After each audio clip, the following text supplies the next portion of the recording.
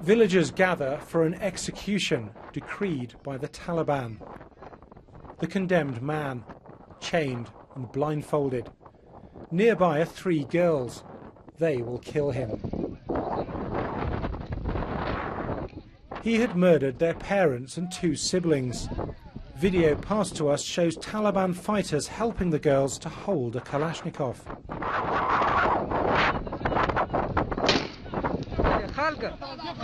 Just pull the trigger, says one. It's easy. Blood for blood. It's 10 years since the invasion, but NATO still hasn't beaten the Taliban. So in remote areas like this, they remain in charge. And where they have support, it's because of this harsh brand of justice, not in spite of it. In Kabul, an anti-Taliban protest. It's against talks with the insurgents. NATO countries believe the war can't be ended any other way. Death to the Taliban, he says.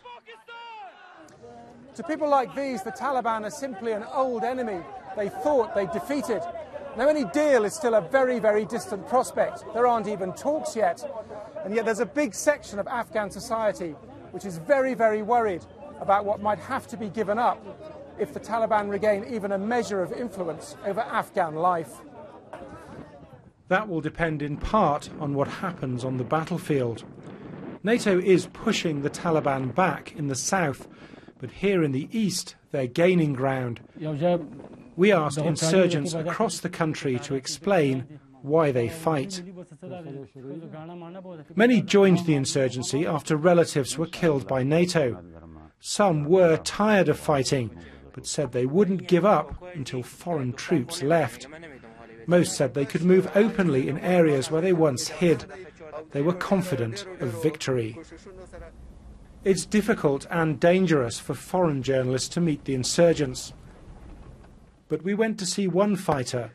He arrived with his brother, an Afghan army officer. How could he join a Taliban campaign which might kill his brother? Whoever joins the infidels, we will fight them. Even if it is my brother, even if it is my father. Our religion requires this. His brother's in the army just to collect a salary. He thinks NATO are infidels. He fears the insurgents. The Taliban control my village. They have checkpoints on the roads at night everywhere. Without my brother in the Taliban, I could be stopped and taken away. If the Taliban said to you, help us, because you're in uniform, you can help us, would you do that? If the Taliban bring pressure on me, I will have to do it for them. The last big Taliban assault in Kabul. The Taliban aren't winning, but they're not losing either. For the time being, the Afghan government has suspended efforts to reach out to the insurgents. But no one doubts that eventually they will have to talk to the people behind these attacks. Paul Wood, BBC News, Kabul.